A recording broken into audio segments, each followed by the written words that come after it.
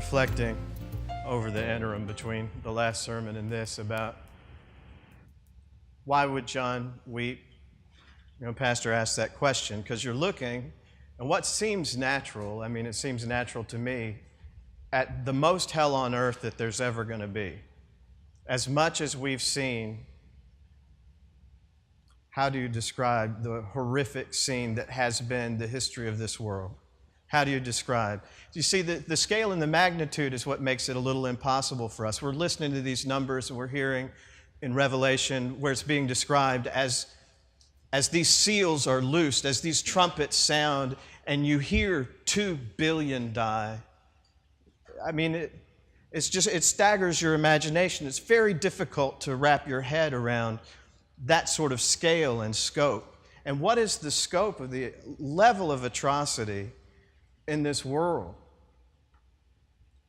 The whole history of this world is war. It's the whole history from the time that when God created man, male and female, as Adam and Eve, blessed them, blessed them, blessed them. Not just pronounced to bless them in how He made them, blessed them in the office that they would hold, blessed them in the beautiful plan that He had for them, blessed them with intimacy with Himself. And how could you have it better? Do that for me. Improve on how it was for them. It was as good as God could make it. And who knows, when we get just a glimmer, a glimpse, an echo, a faint whisper of what it was like for them, it thrills us. I feel I could live a year on one moment in God's manifest presence. I do. In fact, I kind of feel like this is how the holy days are. I do. I feel it's like that. Like there are special things that the Lord holds on purpose, like you would lay a table for a special feast. This is a feast day. I think He puts spiritual things on that table, things that He wants for us, that He knows that we need, that it delights His heart for us to have, and stores them up, because we see that in the Scripture. We see that's how He is. There are appointed times for things, and He does that for His own glory, which, by the way, He intends to share with us. There's nothing selfish about that. That glory, it's our glory. We'll see that in the Word. So that they got to walk with God in perfect intimacy, nothing in the way. What we do when we touch the hems of His garments, we glimpse His glory. We see it passing by like we're hidden in the cleft of the rock. The real rock, the rock of ages where the living waters flow out and bring us life. That rock, the anointed rock, the chief cornerstone. Think about what they had. There's a reason why it's considered a great work of literature, Milton's Paradise Lost. What a great fall it was that day. I just consider how that was. Consider the level of fulfillment, the level of knowing that they are loved, that they have so much purpose and so much promise. It is difficult to overstate how good it was. It is difficult for us to fathom it, because even in our best moments, it's tinged a little bit with what, Brené Brown calls it foreboding joy. She does an experiment where she'll just tell a story, or she'll show on a screen a scene to people who are gathered around as an audience, and they see a happy family and they're motoring down the road on a beautiful sunny day, top down, on the way to vacation, and the screen goes black and she says, "Okay, what happens next?" You know what people say. There's a terrible wreck, that an 18-wheeler comes, or that the dad loses control and the car flips over. Why is that? Because it's our experience in this life that there's just tragedy upon tragedy upon tragedy. Life is replete with suffering now because of sin. That's how it is. And even our moments of joy, our mind, even just at the edges, we understand that it's here, it's temporary. It will come to an end. We know that we don't know what form it's going to take, and we don't know exactly when, but we know there's another tragedy that will come. That's the history of this world. Well, it's because mankind joined the rebellion against God. That's how that happened. if you study history, and I like to study history, it is a history of war, the worst sorts of atrocities that you can imagine. And you can trace that right exactly back to that moment when man decided for himself that he was going to fight against the one who loved him, the one who made him, the one who walked with him intimately in the garden, probably not only instructing him in the way, but explaining to them his purpose and his plans. You know, conversation is like that. There's a whole lot being conveyed back and forth. It is more than just, let me download some information to your brain, isn't it? Don't we read emotions? Isn't the heart shared when we talk back and forth? Isn't that true? It's just the most beautiful picture, but they chose to believe the lie. They joined the rebellion, and now think the consequences. This is what happened. Not only were they kicked out of the garden, destroyed out of the garden, being out of God's presence is destruction. Destroyed out of the garden. Now, curses, just like curse of thorns, of getting your food from the sweat of your brow. Now, everything, even the blessing, which is be fruitful and multiply, that blessing, now there's pain. It's just a lesser reflection of a greater reality. God now is bringing his family into being through pain. By pain. Now it's painful for him. But he's still going to bring the family about. But look, Cain and Abel. That's the next step.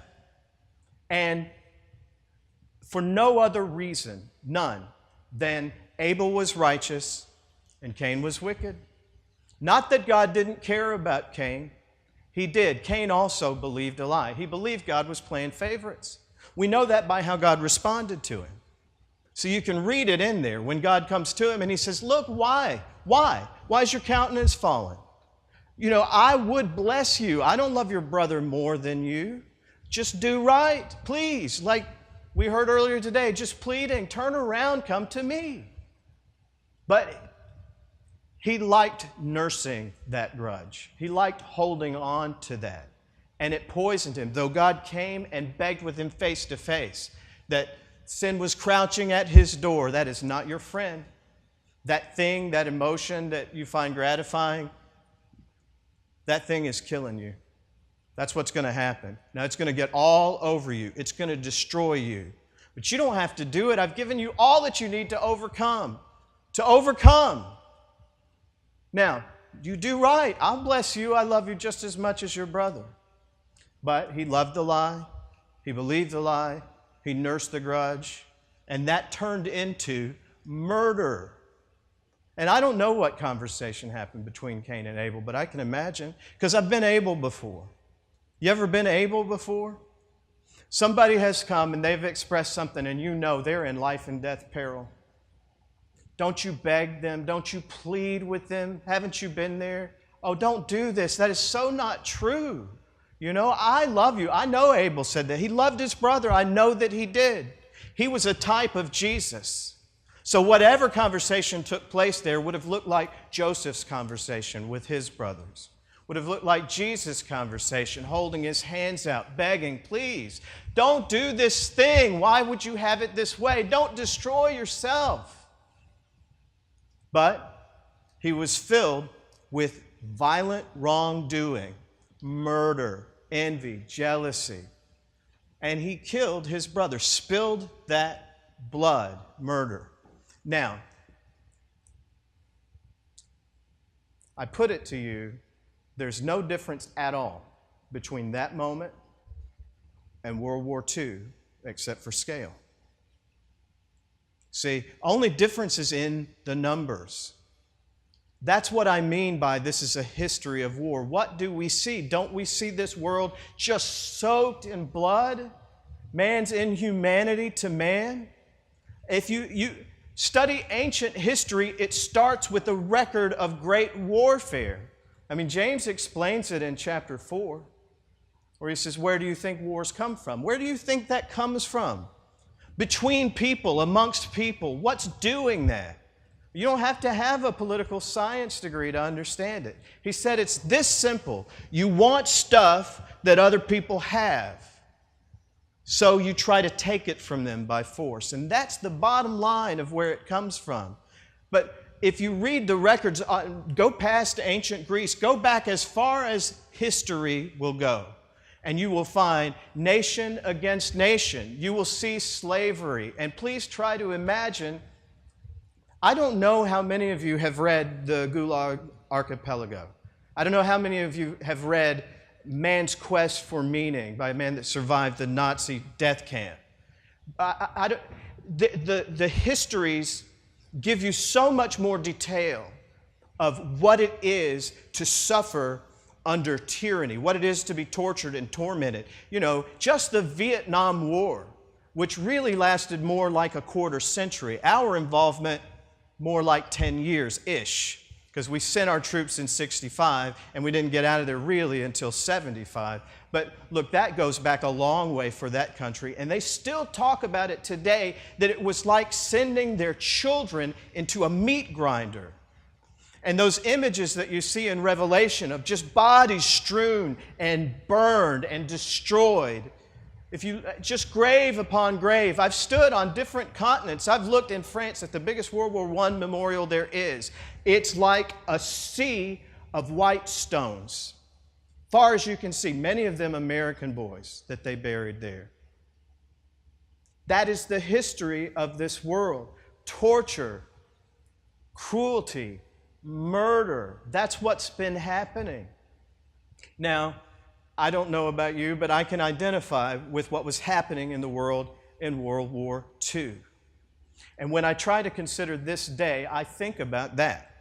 Like, how is it, again, John is weeping because there's no one worthy to open the seals. How can that be good news that this terrible thing is happening? Well, consider a world engulfed in war.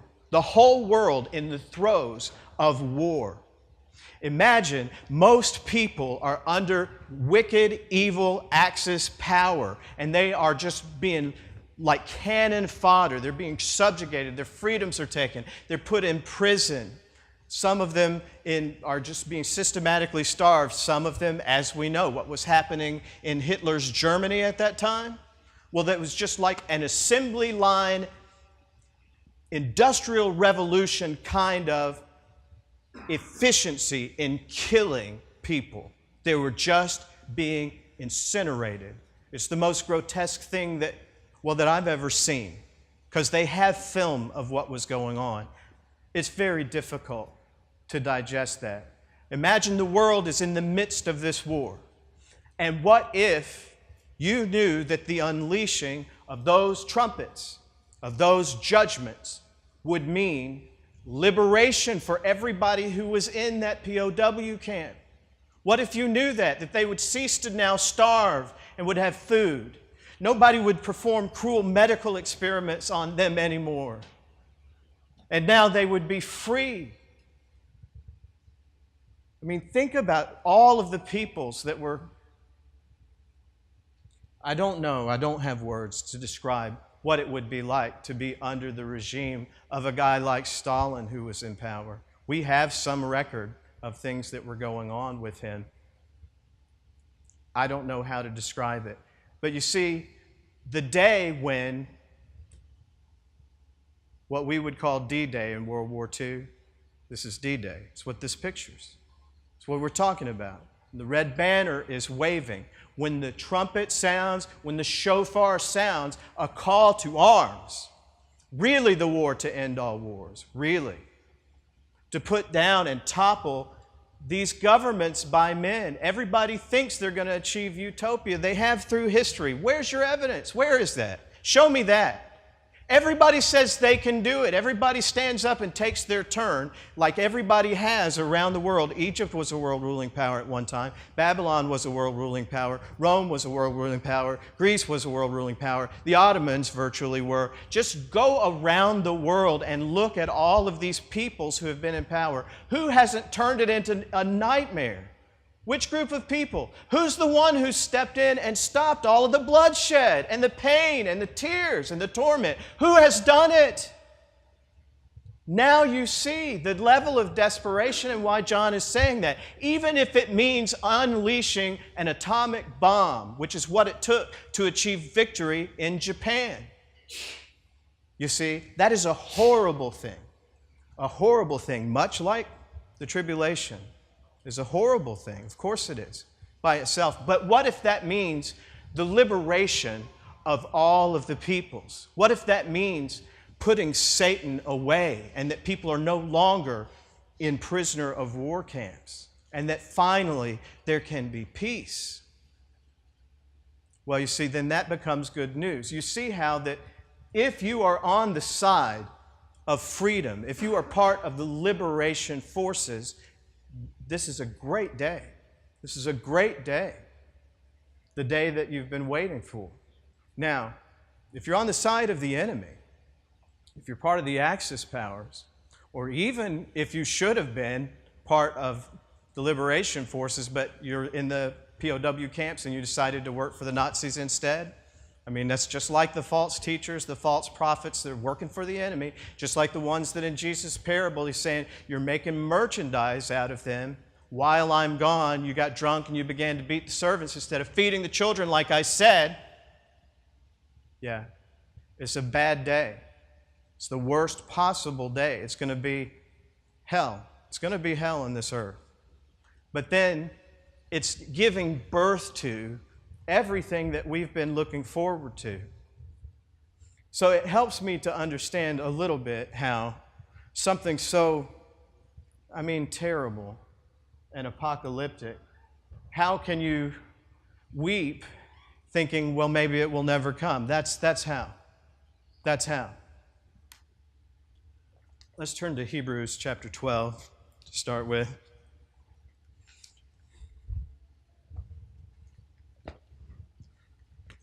I think John opened his message with this.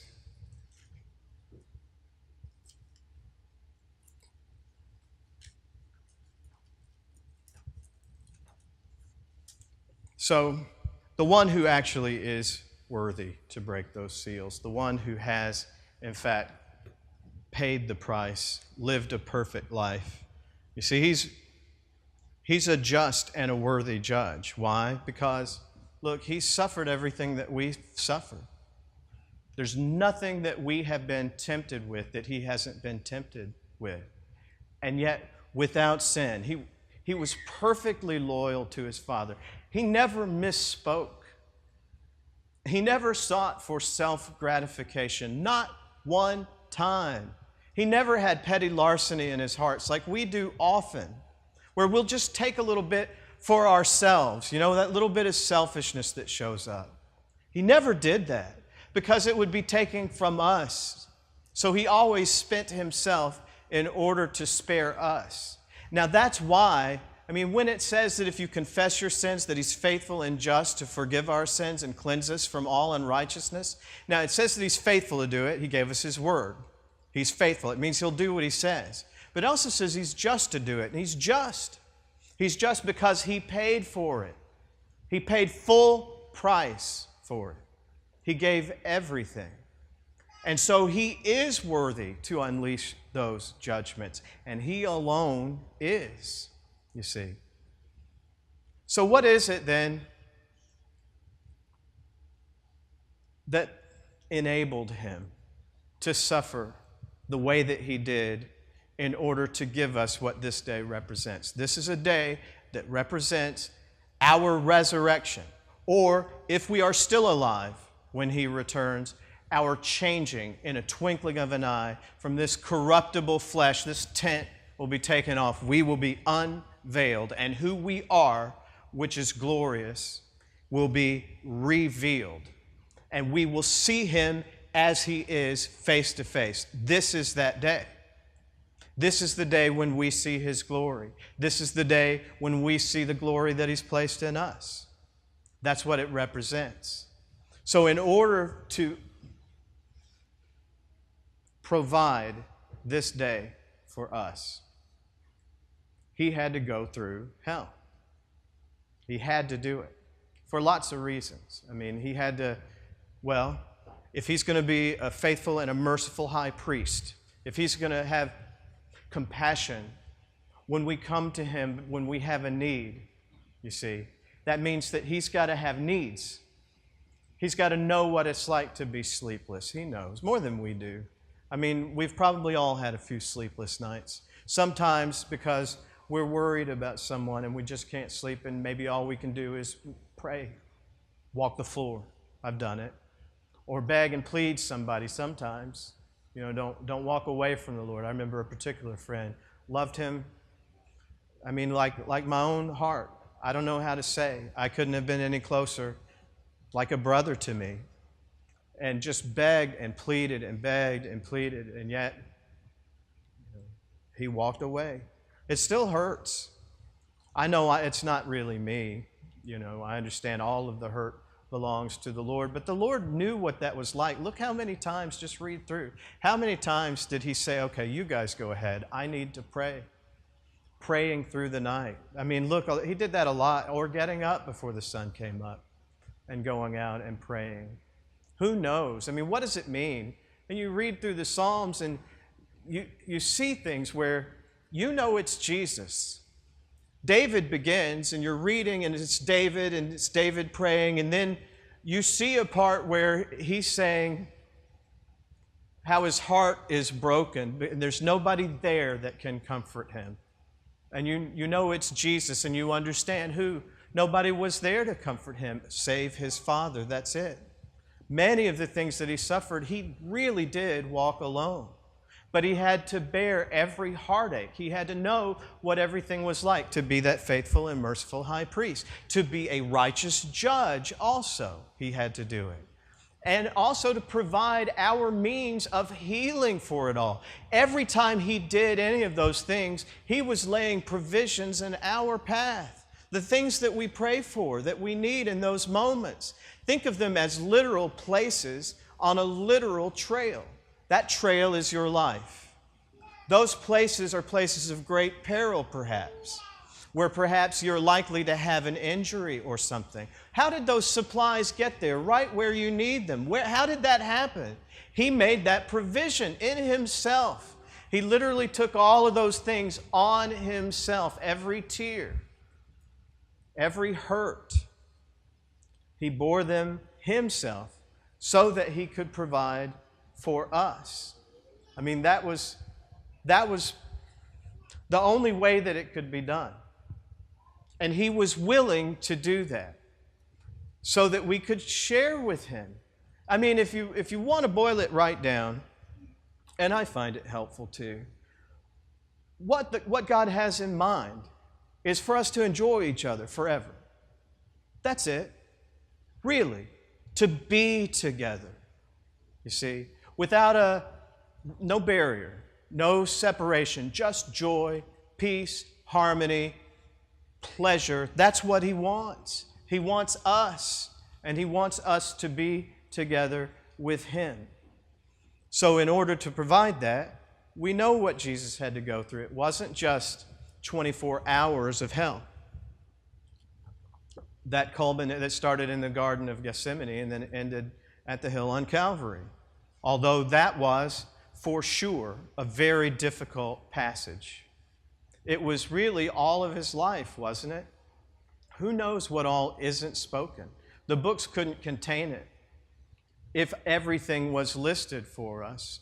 But we know that he suffered his whole life in order to provide for us. But how did he do it? It's monumental. If you ever touch anything that is remotely similar to what he went through, if you ever experience he was betrayed by Judas, whom he loved. So if you've ever had a betrayal and you know what that sting is like, well, Jesus experienced that in order to save us. If you've ever been publicly ridiculed and shamed, look, please don't think that's a small thing. I've seen it. I heard testimony. It's Jordan Peterson's daughter. In fact, Michaela is her name. And she was talking about basically, well more than a decade for sure. I think it was grade 4 for her all the way up until maybe her early 20s. It was a long time.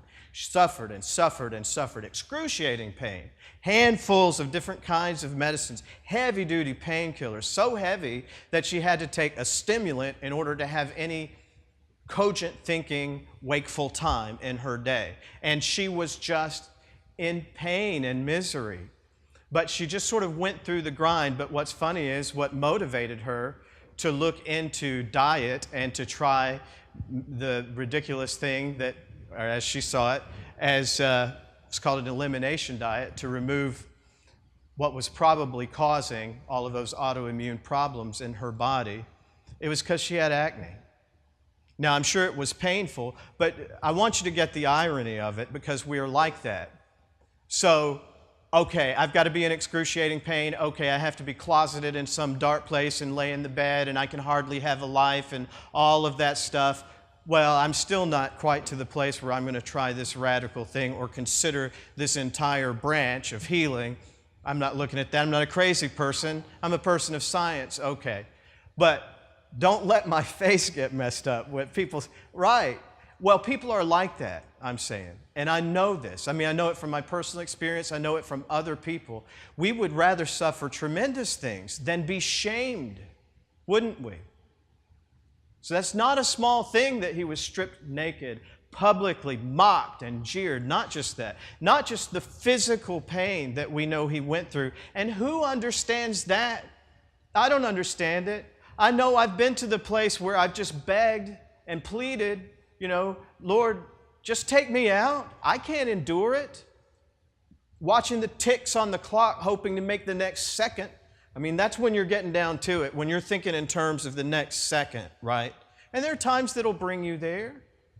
But who understands? Look, it wasn't just one of these factors, it was all of it. All of that at the same time. So how could he do it? Well, his hope was in this day. So let's look here, Hebrews 12, verse 1.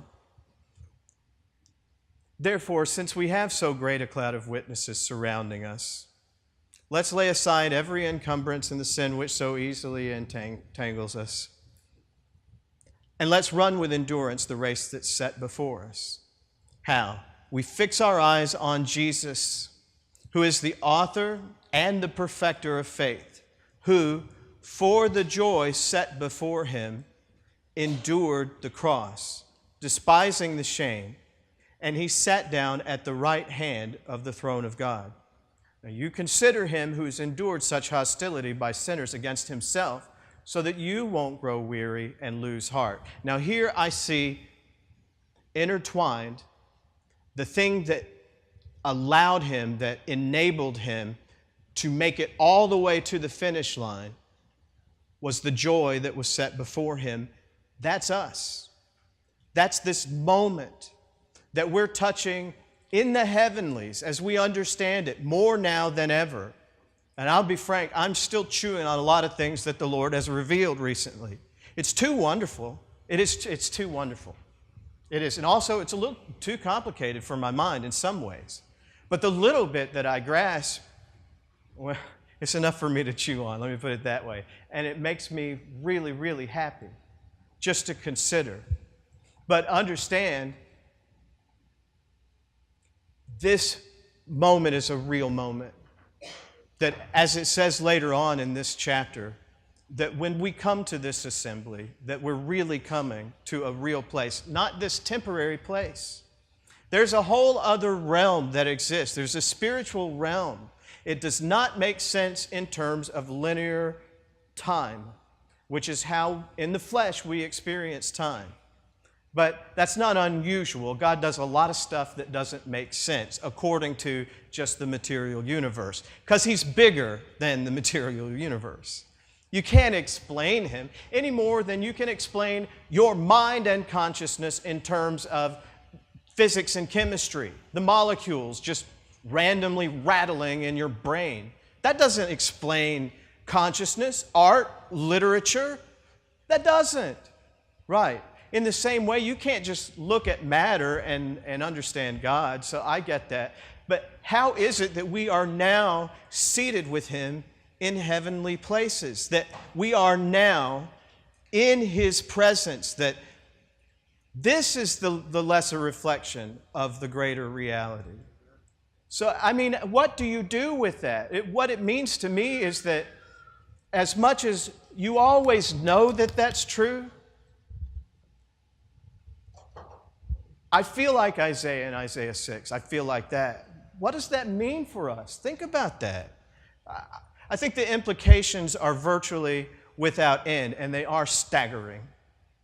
When we pray, your will be done on earth as it is in heaven, it's being done in heaven. Like the praise, it should say, we should just hang a sign on the front door. We now join praise and worship already in progress in heaven. When we come in, it's happening. It's going on. I was telling Blake at lunchtime, one of the things that has happened to me as a result is that I kind of used to look at it like the things that we do in this world, in this life, with this body, that say you get up and you attend to this stuff, and then you pause from that, and then you visit a time of prayer, or you visit a time of praise, or then you pause from your life and you have a time of fellowship with a saint, with a brother or sister in the Lord, right? And so I can only see it as that's exactly backwards, isn't it? It's exactly backwards. You know, when it's not like we have to leave the Lord to do those things. The Lord walks with us when we go to work. It's true. We take a shower, He's with us. You're cooking, He's with us. I don't know about you, but it's a habit of mine. If I'm ironing clothes, thank you, Lord, for these beautiful. You've always given such good clothes to me. Nice things that I like. I mean, it's not just functional so that it keeps me warm or what have you, but in colors and patterns that please me and fabrics that feel good, you know. Just that. So, of course, all of those things. But I'm saying all of these trappings of life, that ain't it. It's like that's the visiting. That's the visiting that we do. Having to get about in this world, that's visiting. Heaven is home. That's home. So it's exactly backwards to the way that I was thinking. But it was for us because He had us. And it would be good for you to do like what I do. Don't make it us, corporate. It's true, but it's not as powerful as understanding is for you. Put your name on it. Understand, He effected your rescue. See, we're at this time, using the World War II analogy, we're not the prisoners of war. We've been liberated. Now, we've been liberated. Jesus had to walk into that camp and be tortured and be butchered and be hung up there to effect our escape. We're out. We've escaped. We were prisoners, but we're out. And now what are we doing? Well, we're working behind enemy lines right now, preparing a way for the big invasion that today represents. That's going to happen. And boy, when that happens, look, it is a joyful thing. Look, I know it's terrible. I know it's horrifying. The only thing more horrific than having this terrible day of judgment is not having it. Because that would mean perpetuating this wicked, painful experience. It's all that mankind has known. So we are actually working with Him, doing the work. We're also bringing other prisoners out. It happens all the time. This room is actually populated by former prisoners. So it's a very good day for us. But what keeps us working, though? I've seen it so many times because I read a lot of the biographies and the histories, and I watch a lot of these histories. I'll tell you something that you'll find with most soldiers. Soldiers go through hell, first of all. War is hell, they'll all tell you. That's what it is. Most of them will have a picture of somebody that they love, that they carry with them the whole time. And you know what's driving them? Getting home to that person, that loved one, seeing their face. Now, it might be a girl back home. It might be mom.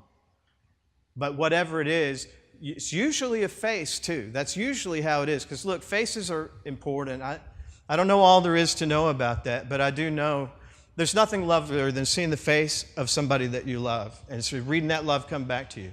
There isn't anything like that. It's the best thing. And, you know, it's something of the glory of God, something about that face. You know, a lot of the descriptions that we have are describing His face. I feel like if I could see it, that I just would want to stare at it for 1,000 years. And I don't think that's silly, because I could look for 1,000,000 years and not find the end of the love that's there for me. You know, I know that it's only in, I shouldn't say it that way. in the Spirit, I see the look on his face when he came to me. And what should have been discussed. That's what I deserved. But it wasn't. It was sympathy, it was kindness, it was mercy, and it was love. And I see that look. I see that look on his face. So you'll see those people going through the hell that they go through, every kind of trauma imaginable, not just being wounded, but also maybe scooping your buddy up and putting his leftover parts in a bag to send it home. That's normal in war. Fatigue, not getting to sleep, not getting to eat enough, walking in trenches maybe if you're talking about World War I, or tunnels like if you're talking in Vietnam. I mean, the camp diseases and marches, I mean, just day after day after day. And they're enduring that because they're thinking, if I can only see their face, if I could just see their face, right? Well, that's what got Jesus through when he was going through hell for us. He was saying, if I can just see David's face in glory, if I can just share my glory with him, I want him to be with me where I am. And I want him to see my glory. I want to share that with him. That's what got him through. Think of that. Betrayed, snatched up in the middle of the night, beard plucked out, slapped, spit on, mocked, ridiculed, being jerked around, however it was that they restrained him with a chain, I don't know. Look, every pain, just think of it. Think of it by just pain by pain, insult by insult, every time. How is he enduring this torture? Well, he's got my face in front of him. He's thinking about the joy that's set before him. That's what gets him all the way through. Well, what about us then? I mean, how are we going to see it through to that day? I mean, it seems like the Normandy invasion was a long time ago. And it feels sometimes as we toil and we struggle in this world that like the victory in Europe and the victory in Japan Day will never come. You know, it sometimes feels like God's taken a long time. But as the word says, it's not really that he's slack concerning his promises. You know, he's willing to endure as long as it takes until the last child comes home, because that's what he's about. So whatever it takes for that to happen, he will bear it. And if he can, well, we certainly can. But it's saying here, that's exactly what I believe Paul is the instrument that God used to write this letter. And that's exactly what he's saying there, is that joy is set before us. When it's hard and you find endurance difficult, you think about seeing Jesus' face. Think about that we're going to see him in glory. And there's going to be a joyful reunion. Let's go to John 17 to show you.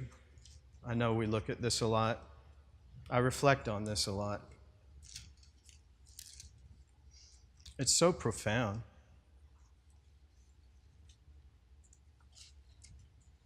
We won't read the whole thing, but let's start in verse 22.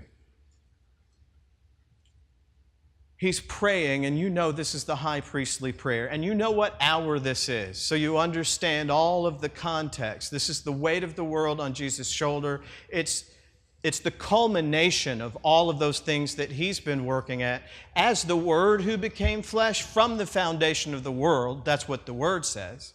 The Lamb was slain from the foundation of the world. This plan was in place. He was already working on this. But so now, after all of those sacrifices, all building to a singular point, he's coming down, and it's like it was the day before, D-Day, before that invasion in a way. It's the day before he's about to give his last full measure of devotion for us. And we are on his mind. And so we're just going to break into his thought here in verse 22. He says, Lord, the glory that you have given to me, I have given to them so that they may be one just as we are one. It's one glory. Now, if I had made that up, it would be utter blasphemy. It would be the most presumptuous thing that I can say. But I didn't say it, and I didn't make it up. Jesus said it. The same glory that He has, that's our glory. It's one glory. So that they may be one as we are one. What is that saying? I mean, you do see that, right? As we know from other scriptures. We're one, like Paul said in Ephesians concerning marriage. He said, look, marriage is just a shadow. It's a shadow. The whole reason God made man, male and female, and gave us marriage was because there's a real marriage coming.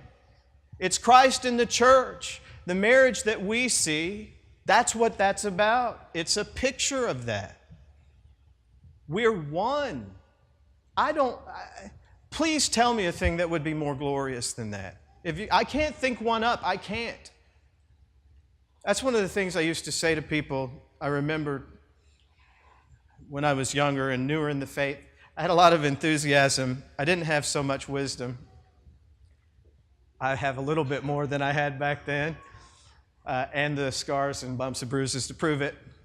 But I remember when particular ones were struggling and they felt how life goes up and down. And I know that feeling. It's very difficult. And I would say, listen, because they profess to be Christians, I said, listen, this is something that's true all the time. The best thing that could possibly be is actually true. God exists. He loves you. Your future with Him is set. Everything else, frankly, is just kind of noise when you get down to it, because that hasn't changed. The best thing you could imagine is actually true. I mean, that does things for me. And I know that that does things for Jesus. That's sort of what I think it means there in Hebrews, that He was thinking about that. Verse 23 says, I in them, you and me, that they may be perfectly unified. With whom? Perfect unity with whom? Well, perfect unity with each other, perfect unity with Jesus, perfect unity with the Father. Now, you understand what that's saying. Part of the God family. You understand? Again, I don't know a deeper thing than that, but I'm not saying it. He said it. And if you want to impeach that idea, well, you're going to have to get around Jesus somehow. So that the world may know that you sent me and loved them even as you have loved me. Again, what is that? I remember the first time that I really began to chew on that was a Passover service here. Or it might have been first at a praise and worship. I remember it more in connection with a Passover service. But it was the scripture that says, that the Father Himself loves you, as Jesus said. Loves us like He loves Jesus. That's exactly the key that unlocked what He said to me that I described last time I had a chance to speak. When He said, behold my beloved Son in whom I'm well pleased, I'm like, how could you? Well, this is how. He loves us exactly that way. That's how He sees us. And He's right. So that the world may know that you sent me and loved them even as you have loved me. Father, I desire that they too, verse 24, whom you have given to me, be with me where I am.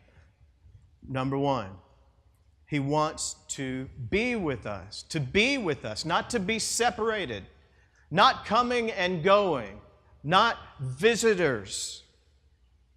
I'm reminded of something that He said. I believe this was to Pastor.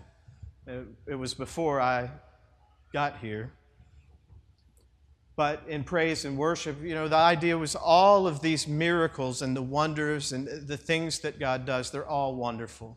They all bring Him glory, and He deserves it. But that's the show. Like it was with the disciples, the Lord has invited us backstage, you see.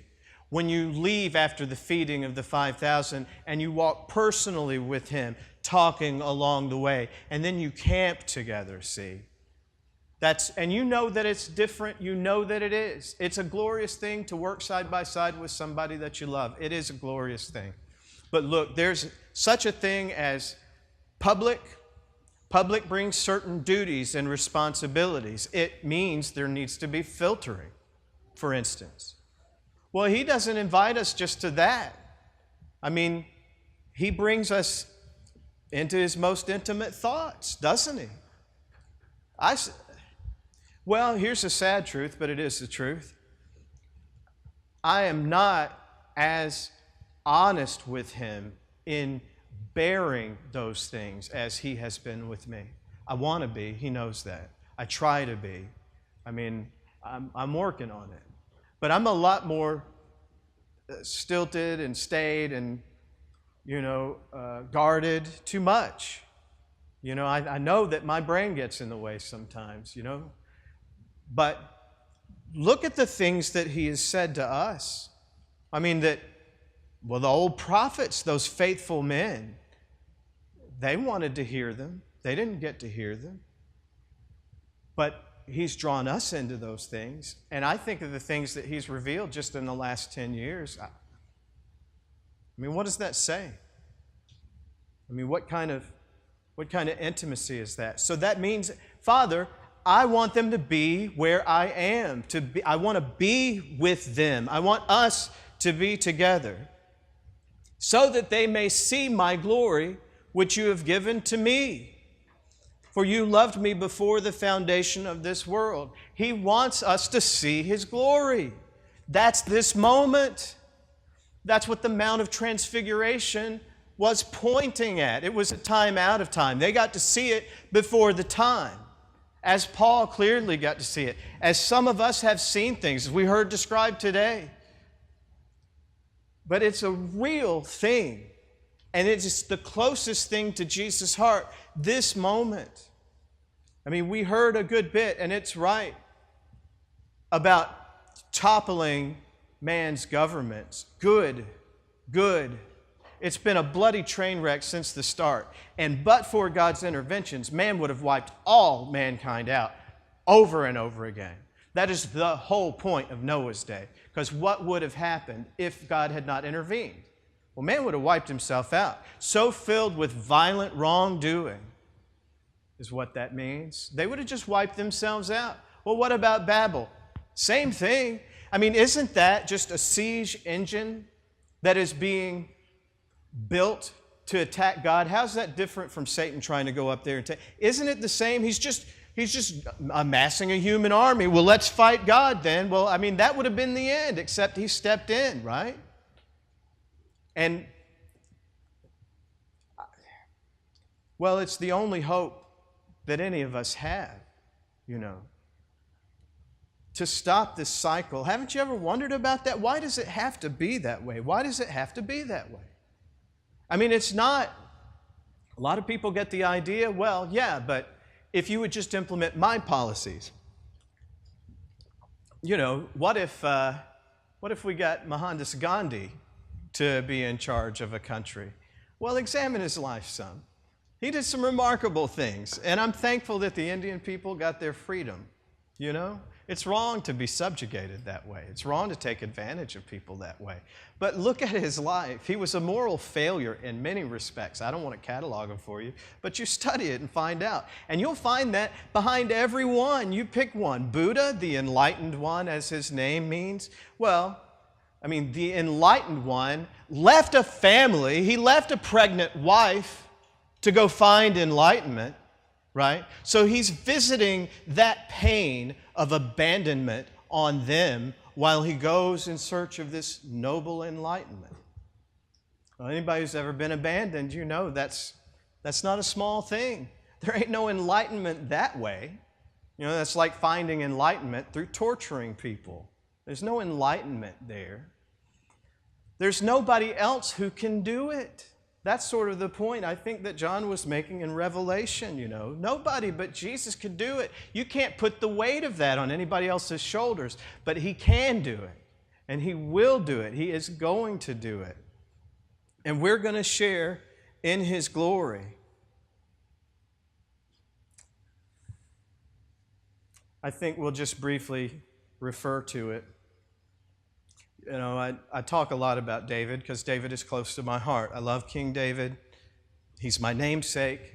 And I began to study him right after I was saved. I've learned so much from him. I want at least to emulate him in being a man after God's own heart. I'm trying to follow that good example that way. But you know about some of the hell that he went through. And there's a lot. He shared a lot of what Jesus is going through. That's why Jesus is able to say so much about what he's going to go through David. See, otherwise, he couldn't, if he hadn't touched that suffering, how is God going to use him as the instrument? See, that's why. It's just like, why do you think the prophets had to suffer the way that they did? Why is that? Why do you think Hosea can speak about an adulteress? Well, he knew what it was to have an adulterous wife who wouldn't be faithful. That's how God could speak. This is what I'm going through with you, Israel. You won't be faithful to me. I love you, and you just keep walking away.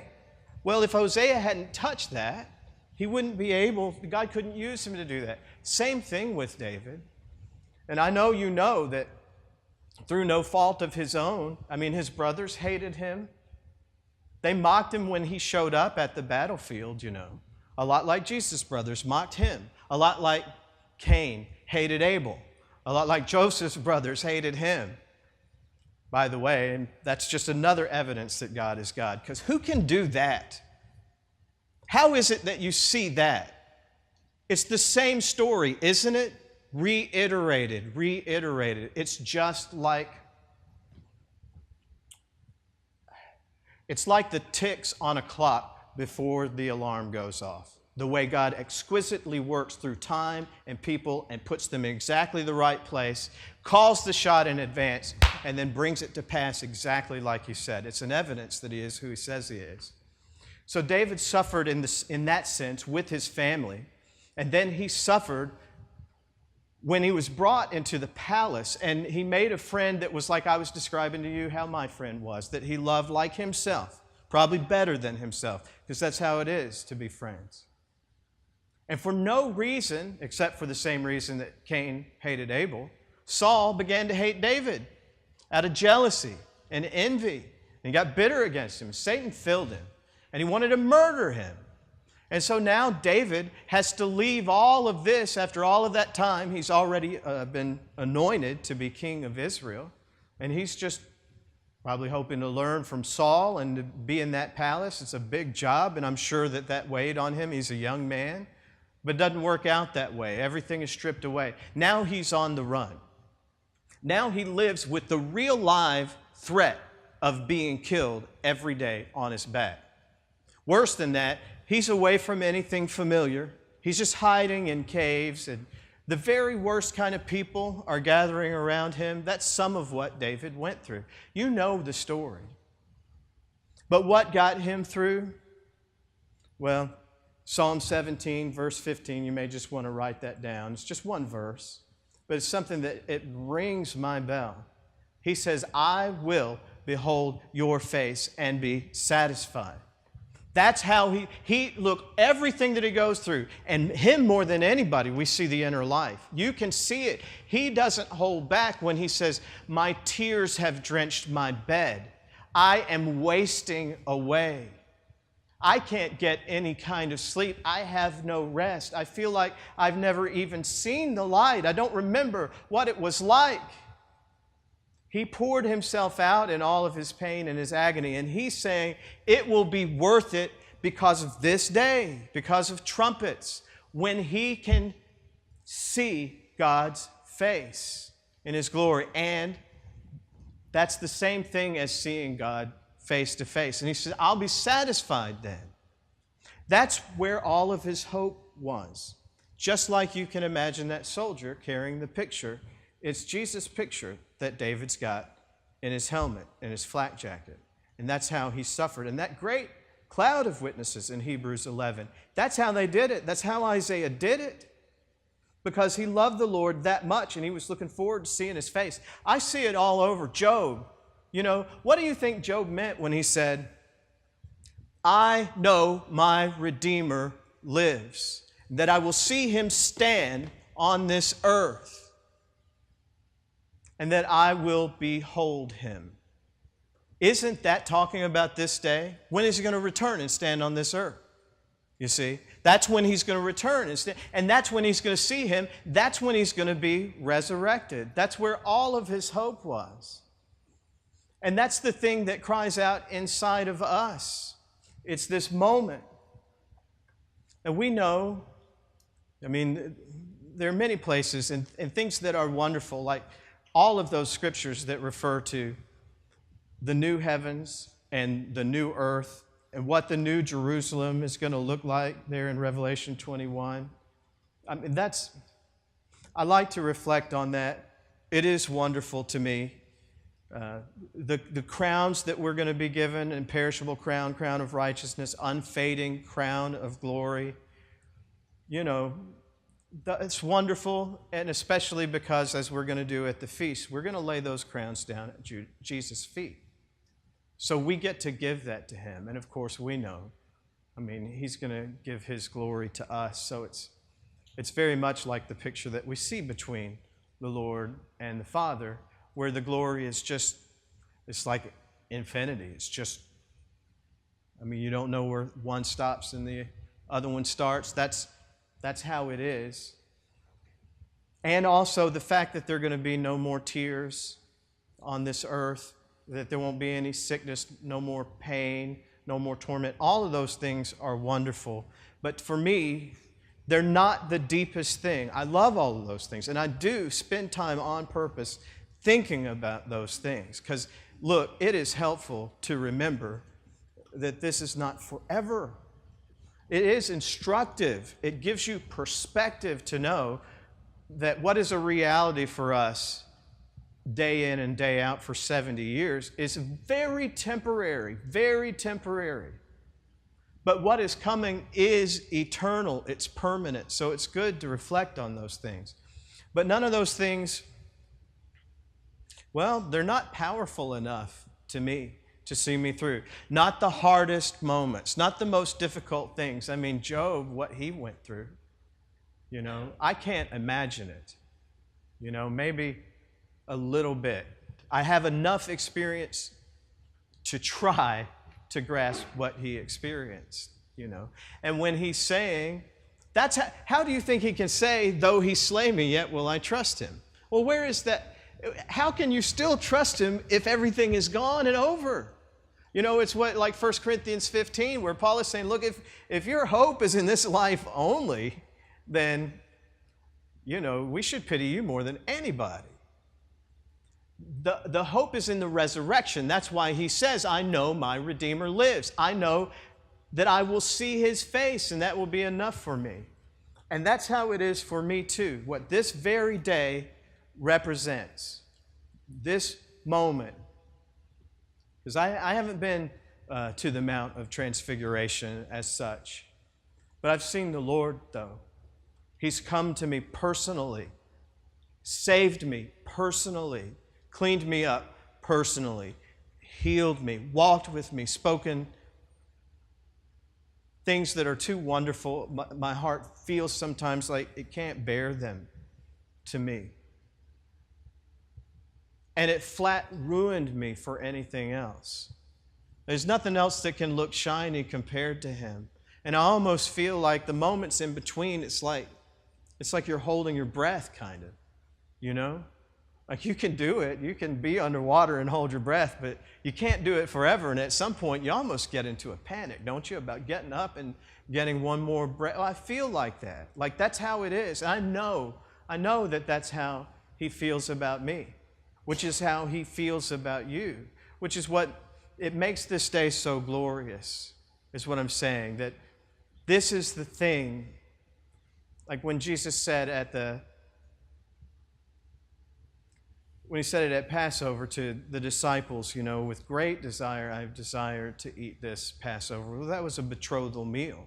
And he told them later, he said, I'm not going to eat, I won't drink of the fruit of the vine until we do this in the kingdom. Well, he's talking about the wedding supper, which is connected. So I praise the Lord that he's made this moment sure. His word does not ever fail. That no matter what it is that he sees fit to put us through, what difference does that make to me? After the price that he's paid, what would I withhold from him? I mean, how could I? You know, I want to love him back as well as he loves me. That's what I want. I know I fail him in that way, but he also knows that I don't want to.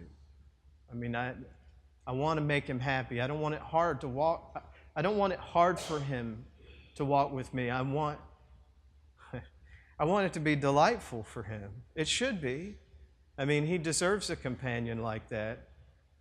And so whatever it is that he chooses to do, the one thing that is powerful enough, that is joyous enough, that is wonderful enough to get me all the way to him and to get you all the way to him is just you fix your eyes on that moment. It's a real moment. The finish line is a real place. There's a sense in the Spirit which it's already done. I mean, I don't know what to say other than it's just like the Lamb was slain from the foundation of the world. There's that sense. That's true. It doesn't affect your free will. You can walk away from him. You can fail or falter or flag, but you know, there's just nothing else. Well, I guess there's nothing else that's that precious, you know, to see us through. But the glory that it's going to be to see his face in full. I don't mean like it's not chance encounters. I don't know how to say it. These moments that we have then, what is in part is going to be in full. Joy unspeakable, pleasures evermore. And I say, come soon, Lord Jesus. Will you come and close us in prayer, please?